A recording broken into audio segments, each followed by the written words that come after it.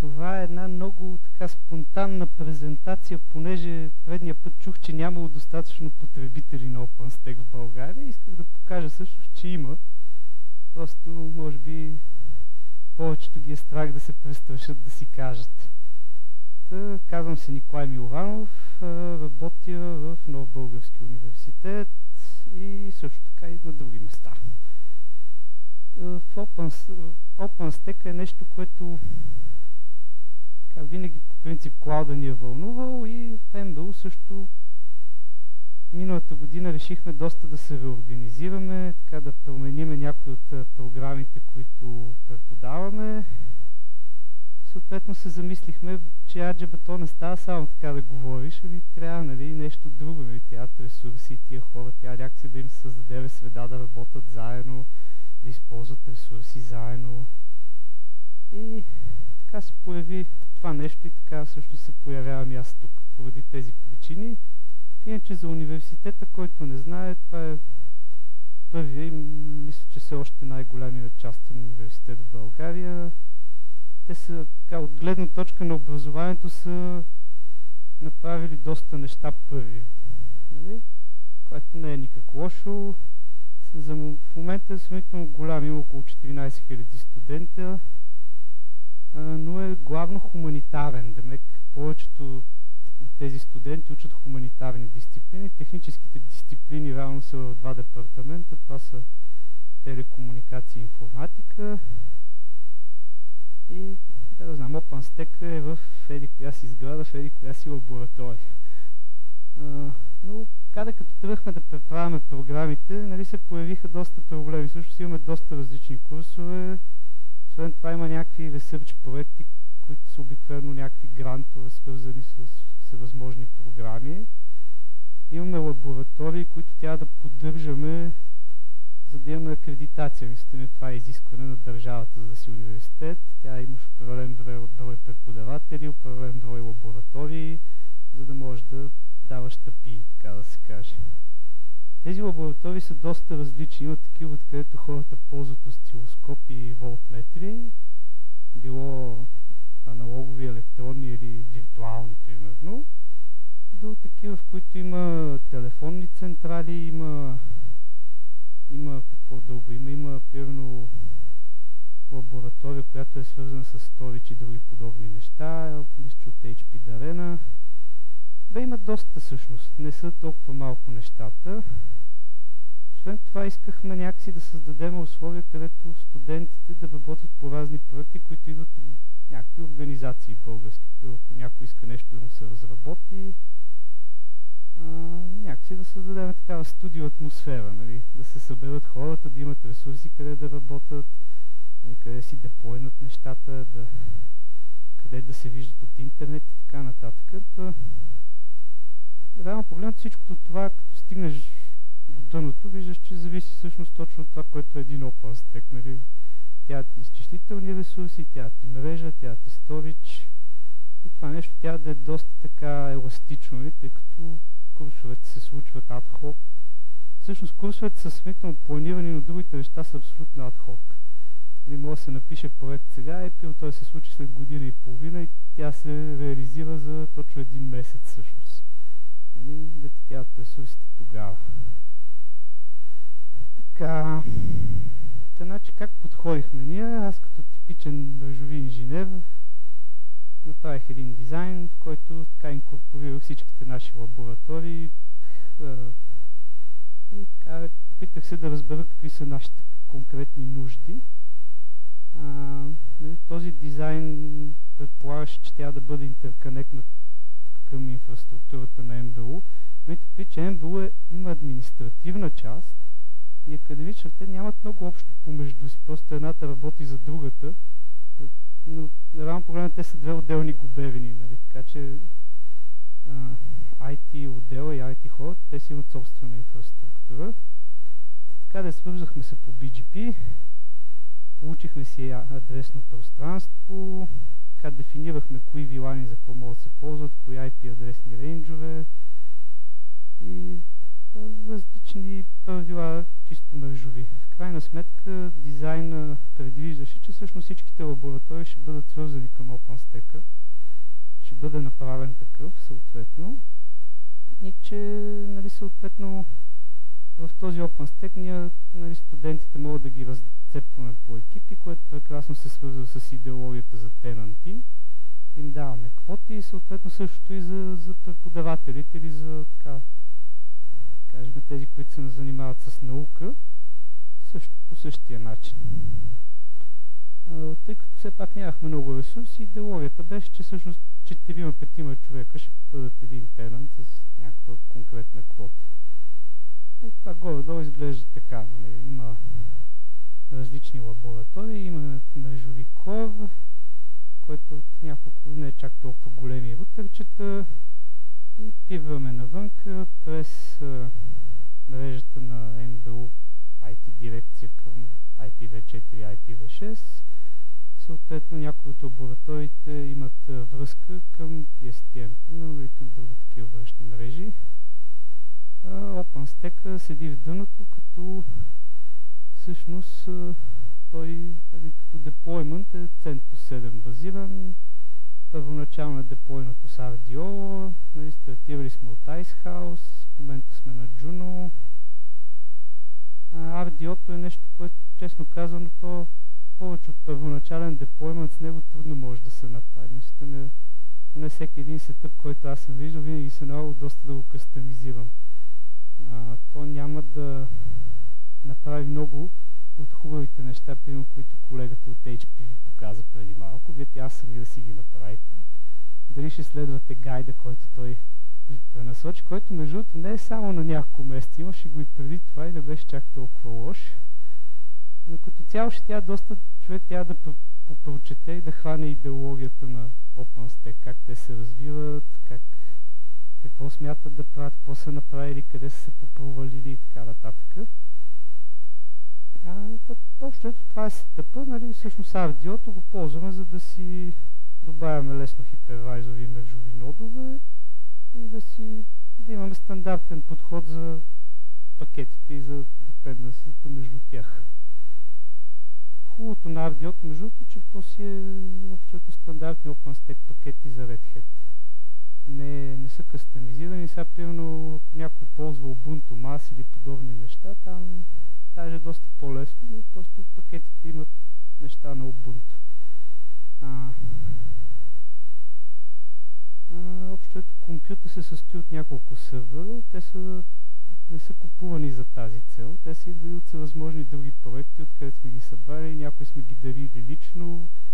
Изобщо, ето към Мишо се смее, но факт, нали, общо взето не е нещо, което, нали, ние сме инвестирали големи пари в него и сме написали там някакъв дизайн и така нататък. Просто наша вътрешна инициатива. Hypervisor ползваме libvirt.kvm, който е най-стандартният сетъп.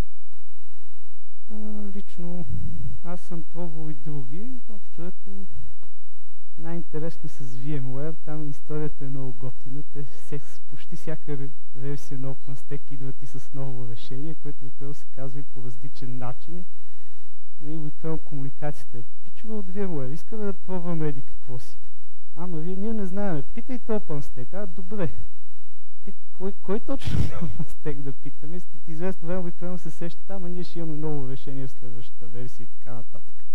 Мисълта ми е там така доста хаос беше, тъй като ние ползваме всъщност шернати нодове. Нямаме достатъчно ресурси, за да си позволиме сториджа да го отделиме мрежата и компютър, нали, което е доста по-добър вариант, тъй като тия неща, като са събрани на куп, така консървните доста се увеличават и шансът да ви се щупи нещо поради това, че едно от трите ще бъде натоварено, е доста голям. Нали, готин пример, че неутрално не си делитва namespace-те. Вие правите мрежи, делитвате ги, правите рутери, махате ги, обаче те namespace-те си седат, тя си ги делитнете с отделна команда. И всякакви подобни ищата. Та, когато работите в такъв шернат сетъп, както тук и колегите от Store познаят, човек трябва да ползва си групи, да си пази най-ценното. Нали? Това най-ценното в техния случай е storage им, обаче пилно за нас е Open vSwitch. Той е user space и като ни гръмне, всичко ни отива по дяволите. Мисълта ми да стават двете най-ценни неща. Те си групите са доста, така, как да се каже, много недодялана функционалност, бих казал. Мисълта ми, те не казват на процеса, че е в си група и той като си я надвиши, си го убиват и така. Доста приятно се случва в динамична среда като OpenStack. Каква ни е мрежата? Ползваме Neutron, ML-то плагина, ползваме си OpenVSwitch, Overlay, значи едно време му казваха тунели, сега вече гледам мрежовите специалисти тук, като Жоро Вибаровски, са измислили думата Overlay. Това е някакъв тунел, който всичко минава през него. Има хиляди тунели, между всяки един нод, хипервайзор, мрежови ноти и така нататък.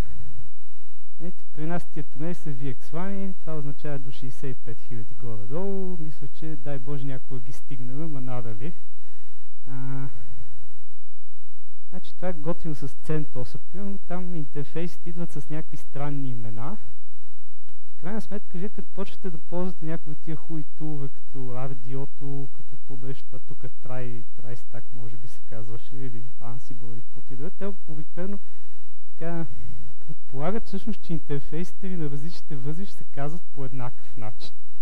Което е малко трудно да го гарантирате в CentOS. Нали? Особено ако видвате така сървърите и не знаете какво точно някой е поръчал. Па и да знаете, няма сте сигурни точно как ще се казва. Затова хубава практика е да направите ги бриджове или ще са бондове или ще са, но след това просто си добавяйте към тях физически интерфейс. Дори един да имате, пак го сложете в такова. По този начин си спестите известни главоболи. Тук Мишо не е съгласен, но добре. Той доста се мъчи с тия неща също.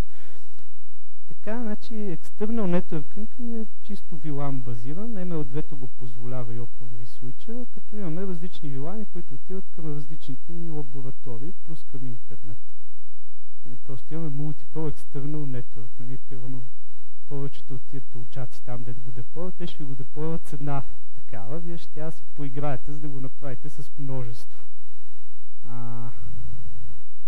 Като виртуален рутинг гледам, че HP Helion са се спряли на DVR, аз DVR категорично го отхвърлих, поне за сега, и избрах по-простото решение, което е High Available Level 3 Router. И всъщност той пак е базиран на VRVP и KeepAlive, който беше технологията ползвана за redundancy на control plane. Просто OpenStack ви го прави така, че вашия рутер ще живее на два мрежови нода и те ще си го менкат, в зависимост какво се е случило с тях. Да, там в RDO-то всъщност тези неща ги има като пакети, просто не идват стандартно, мисля, че. Тя си ги добави, за нас са готини, защото човек може да прави хубави упражнения за студенти с тях. Да направят load баланса, да направят такъв IPsec VPN между вашия Cloud Tenant и някакви други среди навънка, или примерно да покажат firewall, който не е този, който е с security групите на VM-ката, които аплайвате, такъв централизиран на ниво Tenant, което също, как показахме, Group Policy. Така, Group Policy да направим в OpenStack. Storage е голема драма, нямаме ресурси, нямаме пари, но общо взето ползваме Ephemeral Storage, който е на самите сървъри, на които правим всичко останало. Експериментирали сме с Gluster и Ceph. Ceph категорично го отхвърляме. Gluster работи сравнително добре в кофти условия. Нали, мисълта ми, ако имате 10 гигабитови мрежи, предполагам Ceph ще бъде много по-доброто решение, но ние нямаме. Когато човек има кофти условия, Gluster е така бавен, но стабилен, както се казва. Мониторинг, ми ползваме си SNMP. Сложил съм там имаше някакъв... нещо си компилирах за libvirt специално да виждам отделните неща по SNMP, което обаче пък не е интегрирано с самия OpenStack. Мислите ми, вие ще видите, че имате виртуалка с Unique ID или какво си, обаче няма да знаете, че тая или кой си tenant и се казва вашия OpenStack, пилно виртуалката на Гошо. И това нещо тя си го направите отделно. В случая аз свободното си време работя за компания наречена Servlan и те предлагат подобни решения. Всъщност моя първоначален по-тежък сблъсък с OpenStack беше за това, че нашите клиенти казаха, че искат да им наблюдаваме OpenStack-ите, което се оказа някакъв доста нерешен проблем. Мислите, в OpenStack няма компонент за наблюдение, има компонент за мерене, което са много различни понятия. Ако го ползвате този компонент за мерене, знаете, че той мери, не наблюдава и доста лъже. Така че вие трябва да ползвате сравнително по-различни подходи. В случая, примерно, човек може да си събира логовете, да си ги анализира. Обикновено като нещо ви гръмне в лога на новата, то ще е примерно, защото имиджа, който сте взели от Glance, не може да се спалне във волюма, да сте направили в Cinder, примерно, и вие ще трябва всъщност да корелирате логовете си, което в голям мащаб не е лесна задача. Ние не го правим много хубаво, но горе-долу се опитваме. Въобще това, което ползваме. Другото, което е хубаво, че повечето така съвременни решения за наблюдение, оставете го нашето. Човек може да асоциира метаданни с някакви обекти, които наблюдава. Примерно, аз казах в SNMP-то ви идва Unique Identifier, който вие не знаете, че това е VM-ката на Gosho, но всъщност вие ако напишете малко кодец така покрай него и кюрнете OpenStack, кажи ми това Unique Identifier на кой tenant и как му се казва VM-ката точно и си го добавите като метаданни на този обект и индикатор, всъщност няма да имате проблеми, ще разбирате какво се случва. Разбира се, може да ползвате и сериометъра, но тя се внимава, особено в такива сетъпи като нашия, където нещата са доста наблъскани заедно, защото той така работи интересно.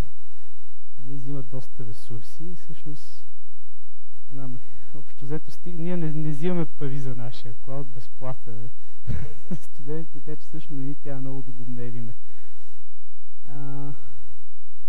Така да operation гледна точка, апгрейдите винаги са си били проблем в OpenStack. В последно време върви напред доста. Този High Available Layer 3 мрежа добавихме като сложихме Juno. Базите са ни Maria плюс Galera, което е подобно решение на колегите от Helion, които ползват MySQL, Percona и Galera. Но да, те са си женици. Тя се внимава. Значи най-хубаво, като ви падне тока и всичко ви умре.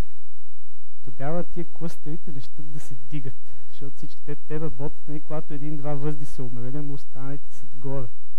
Ама като всичките умрат и те се чуят какво става и така тя доста си поиграете също, за да решите подобни проблеми. Control Plane не е особено трудно да се редистрибутира в OpenStack, просто си инсталирате нужните пакети, копирате си конфига, слагате си едно hub proxy някъде другаде обикновено. VVP-то е стандартен подход, който не е особено добър, by the way, но както и да е, това е положението в Linux. И след това тя си дефинирате endpoint. В крайна сметка всичко това тя си използва. Не е хубаво да си load балансирате рабита, според мен. Сами OpenStack са го изключили като мисля, те го позволяват, разбира се, защото човек може да го направи без тях, но по-скоро си дефинирайте отдолните Rabbit нодове и той си ги load балансира само. Просто даваме му на неговия control plane това свойство. Иначе може. Самия Rabbit, ако ползвате High Available Durable Queue, взима така немалко ресурси също и тя се внимава. И това е едно от най-тежките неща, които трябва да наблюдават в един OpenStack по принцип. Защото те като се позадръстат опашките, със сигурност имате проблеми. И доколкото знам и по-големите клауд оператори, също основно това гледат. И това е първият голям индикатор, че имаш интересно issue. Да. Так, къде искаме да отидем с тази работа? Общо взето искаме да предлагаме сравнително качествено обучение. Съответно да предоставим нормалните човешки ресурси на нашите студенти, така че те да могат да го получат. Така, според мен лично вече далеч не е достатъчно човек да научи едно нещо, просто трябва да сте и добри програмисти, и добри админчаци, и от мрежи да разбират, нали? Просто има твърде много конкуренти. Едно време, примерно, бях CCA инженер тук като Жоро. Бяхме смитал малко екзам тейкерите. След това ставаха екри 50, си вече има и 100 000 CCA. Нали? Просто това е положението. Те са много, те са в Индия, в Китай. Ако разчитате на знанията, които YouTube би ви дал, най-вероятно и те са го гледали. Тя е малко повече. И това повече обикновено се идва от това, че човек може да комбинира различни технологии сравнително бързо и да прави хубави неща от цялата работа. За целта, общо ние българите сме добри индивидуалисти, много кофти работим в екип. И това тя се тренира от рано, така да се нагласи и набива. И тя е продължителен период, не става за един месец, как година, две, три е чудесно. И ние сме решили на там да вървим и затова съответно тя ти ресурси, където хората да работят заедно. Така, значи, което пък е интересно от гледна точка на дизайна на цялото решение, тъй като всъщност ние трябва да предоставим някакви ресурси, които човека да ги ползва сравнително дълъг период от време. Нали? Също време пък имаме други, които са адхок, както казах, и така. Нещата не са много хубави. Като технология планираме апгрейд към Liberty, като дойде релиз кандидат 2. Нали? Те обикновено са по 3 на Major релиз. Първия никога не го слагаме, втория. Надявам се да си увеличим хипервайзорите и да добавим чисто storage възли. Съответно има Designate, който е хубав компонент за DNS като услуга в OpenStack, който не знам, мисля, че не е част от основния трак, но си го има и мисля да си го сложиме. Просто защото в момента хората тя си помнят IP-тата. Няма кой да им прави DNS. Magnum е готино нещо. Контейнерите като цяло са много хубава работа, особено в нашия случай. Хем студентите има какво да хакват и да се упражняват. Хем нали, пестят ресурси, които ние нямаме. Че даже ето и Windows направиха контейнери, което е още по-хубаво.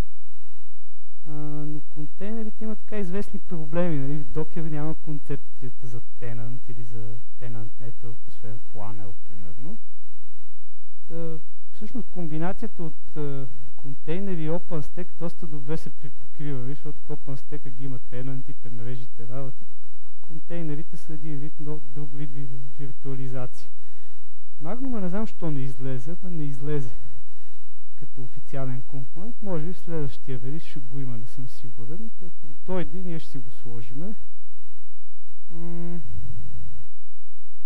Да, като понеже при нас има доста голяма мрежова насоченост, всъщност искаме вече да си сложим истински контролер мрежови, не да разчитаме на неутрона, който всъщност пак работи като SDN контролер, но не съвсем. Той инсталира OpenFlow рулове в OpenVSwitch, но далеч няма хубавите блогинги, които ги има OpenControl или ONUS. И това са така двете неща, върху които доста ще наблегнем в следващата година. OpenControl, хубавото му е, че правиш сервис чейнинг доста приятно и всъщност там прекрасно се получава и студентите могат да измислят някакви VM-ки, да ги чейнват и така нататък. vSwitch е хубава работа, но vRouter си е друго нещо. Също голямо предимство на контрейла. Също така ние имаме курсове за MPLS. OpenControl е базиран на MPLS и MPLS след VPN и до сега поне аз може би да има и друго, но аз поне не знам как човек всъщност да вкара MPLS в дейта центъра на ниво tenant и виртуална машина по друг начин. Толкова имам и други слайдове, но те са за какви упражнения правим върху OpenStack, но мисля, че си изчерпих времето. Пък предполагам ви се пие бира, така че да приключваме. Аз ще пусна презентацията, ако някой иска да види за упражненията. Въпроси? Не, айде.